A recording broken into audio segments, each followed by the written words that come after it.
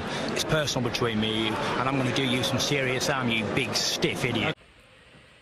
The untouchable True School Sports Empire proudly presents something the boxing game's been missing. Hey, what's going on? It's your boy BT, and I came here to talk some boxing with the thousands of True School Sports subscribers. Now, interesting stuff coming out the light heavyweight division.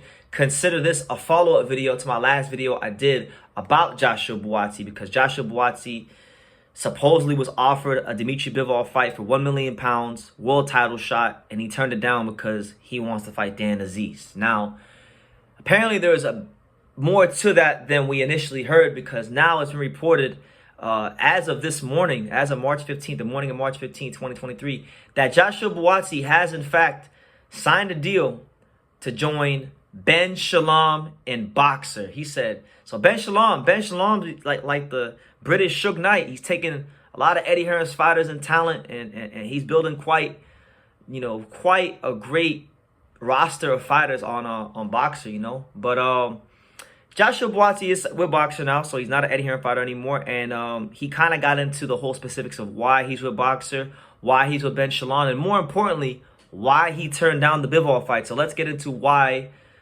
Buatsi turned down the Bivol fight and why he is with Boxer. So here's what he stated about joining Boxer. He stated the following, and I quote, "I want people to say, we know what channel to turn to. I'm not going to tell you to download an app, to type in your email. My last fight, I asked myself, how many people watched my fight? I don't think a lot of people saw my fight." So he's talking about, obviously, the Craig Richards fight, which was on DAZN.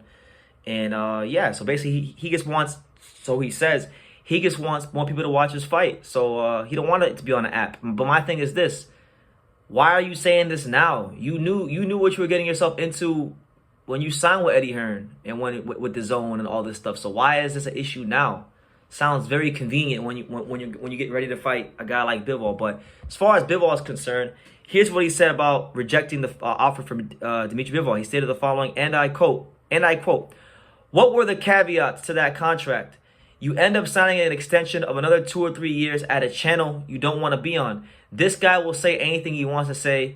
I couldn't care less." Now, that being said, listen, I fully understand where Buasti's coming from, because I got friends in the fight game. I got friends that are fighters, and I'm not gonna say their names. I have one friend in particular who I'm not gonna say his name, and you guys, even if I said his name, you wouldn't even know who he is anyway.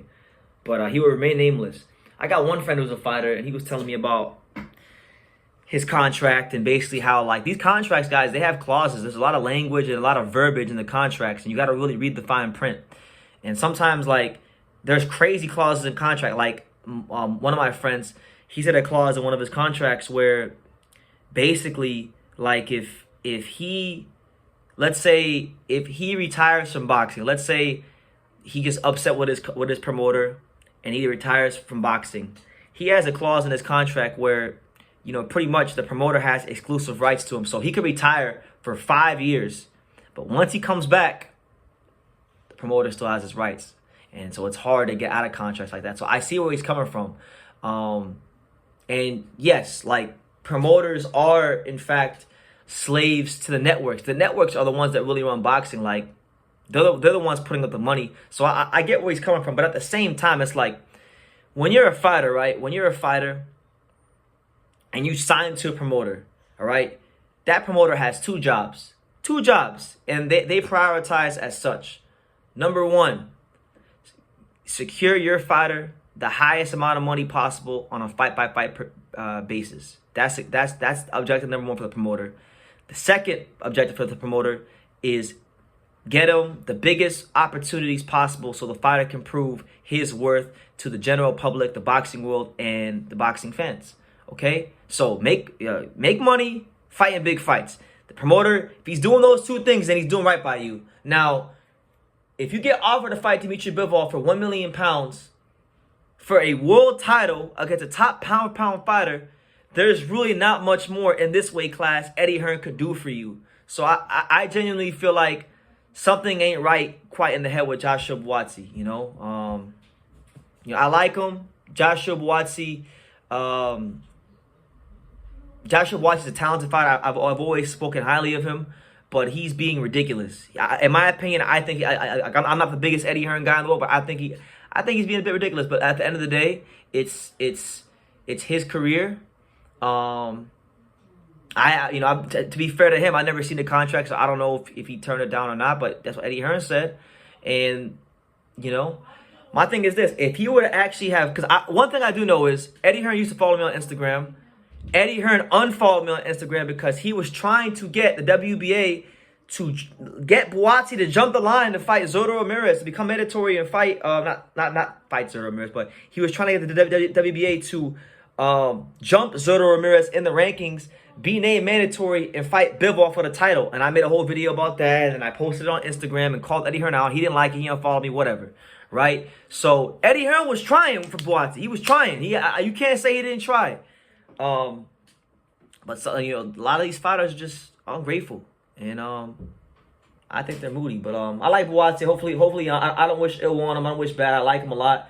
I hope he goes and he gets the biggest fights on Boxer, because now that you're like heavyweight on Boxer, you can fight Dan Aziz, you can fight Ben Whitaker.